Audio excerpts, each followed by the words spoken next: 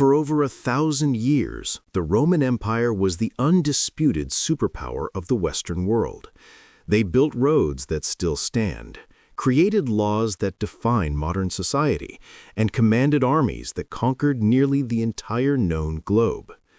It was an institution that seemed truly eternal. But Rome was defeated, not by a coalition of barbarian tribes, not by plague, and not even by a lack of military might.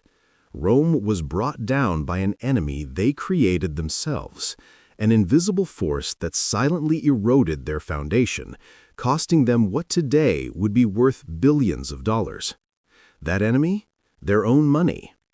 This is the story of how the greatest financial institution of the ancient world made one catastrophic economic mistake, the deliberate devaluation of its own currency, and why the lesson it taught is more critical now than ever before.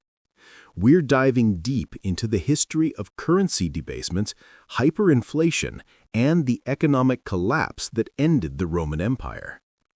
To understand the mistake, we must first appreciate the mastery. Rome didn't just conquer territories, they mastered economics. They created the ultimate engine of wealth, a stable, standardized currency that facilitated trade across 3 continents. The centerpiece of this stability was the denarius. Initially, this silver coin was the backbone of Roman finance. It was highly trusted, often containing over 95% pure silver. This purity meant one thing: confidence. Merchants in Egypt and Britannia knew exactly what they were getting. The financial engine was self-sustaining. Military conquests brought in a continuous supply of gold, silver, and slaves, funding massive infrastructure projects like the Roman roads, which, in turn, accelerated trade and tax collection. This era of peace and prosperity, known as the Pax Romana, was built on 2 things: military dominance and fiscal responsibility. For centuries, the system worked flawlessly. The economy boomed, wealth flowed toward Rome, and the financial structure seemed unbreakable. But as the empire grew vast, its appetites grew larger than its treasury could sustain. The foundations of this powerful system were about to be tested by ambition, war, and the irresistible lure of a short-term fix. By the 1st and 2nd centuries AD, the empire's success became its greatest liability. Governing and defending a territory stretching from Britain to Syria was astronomically expensive. Maintenance of roads, payment for border garrisons, and the constant need to fund wars required a staggering amount of precious metal. The pressure mounted. Military conquests, the traditional source of new gold and silver, began to slow down. The Roman treasury was constantly running deficits. The problem faced by the emperors was simple: how do you pay for an empire that has grown too large to afford? The emperors had 2 choices. Option 1, raise taxes, which risked massive civil unrest and political assassination. Option 2, do something subtle, something the average citizen wouldn't notice immediately. They chose the subtle route. They decided to reduce the amount of silver in the denarius coin and replace the missing metal with a cheaper, less valuable alternative like copper or bronze. This process is called currency debasement. For example, under Emperor Nero, the denarius dropped from about 95% silver purity to around 90%. That small change meant the empire could mint more coins from the same amount of silver. It was essentially printing money to pay their debts, a hidden tax on the people. But this wasn't a one-time fix. It became an addiction. Every emperor who faced a funding crisis debased the coin just a little more. By the mid-3rd century AD, the denarius, the symbol of Roman economic might, had plummeted from 95% silver to an alarming less than 5% purity. It was silver paint over cheap copper. The immediate consequences? The empire was flooded with useless currency, and the inevitable economic disaster was about to strike. The predictable happened: hyperinflation. When the denarius was almost pure copper, people weren't fooled for long. They realized that the physical value of the coin was far less than the face value stamped on it by the emperor. The fundamental rule of economics kicked in. If you flood the market with cheap currency, prices must rise to compensate. Suddenly, a loaf of bread that cost 1 denarius last month might cost 10 denarius this month. Soon after that, it cost 100 denarii.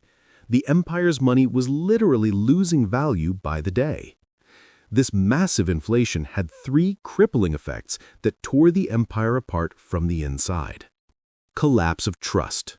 Merchants refused to accept government-minted currency, demanding payment in pure gold, silver bullion, or reverting to bartering. The financial system that once united the empire now fractured it into local, inefficient economies. Military weakness. The soldiers, the backbone of Roman power, demanded their wages be paid in pure metal or goods, not in worthless copper coins. When the government couldn't meet these demands, discipline broke down and military loyalty evaporated. Economic paralysis. Trade across the vast empire became impossible without a standard, trusted currency. Cities shrank as populations moved to rural areas to farm, returning to a subsistence economy. The specialized, globalized Roman economy simply ground to a halt. By the 5th century, when the Germanic tribes arrived at the gates of Rome, they were not facing a financial superpower. They were facing an impoverished, fractured state that was already economically exhausted by mistakes made in economics over centuries. The final military defeat in 476 AD was merely the last shovel of dirt on an empire that had already committed financial suicide centuries earlier through the economic mistake of currency debasement. The story of Rome's collapse offers one of the most vital financial lessons in human history. The stability of any civilization, no matter how powerful its military or vast its territory, is fundamentally linked to the stability of its currency. The Roman mistake wasn't just poor accounting, it was the betrayal of trust. By continuously debasing the denarius, the government eroded the belief that their money had real, tangible value. They chose short-term political convenience over long-term economic discipline. That erosion of trust proved to be fatal. Today, governments no longer dilute silver in coins. Instead, we face the same dilemma through the constant printing of unbacked fiat currency to cover national debts. The symptoms, inflation and loss of purchasing power, are hauntingly familiar. For investors and savers, the lesson remains clear. When state actors lose control, the value of your assets can vanish almost overnight. That's why ancient Romans eventually hoarded gold, and why modern investors seek refuge in assets designed to resist the dilution of central authority. If you enjoyed this deep dive into the economics of ancient empires, you'll definitely want to see our next video, where we explore which modern economy is treading the closest path to the Roman collapse. Don't forget to like this video, subscribe to the channel for more financial history breakdowns, and let me know in the comments below. Do you think our modern economies have learned anything from Rome's fatal mistake?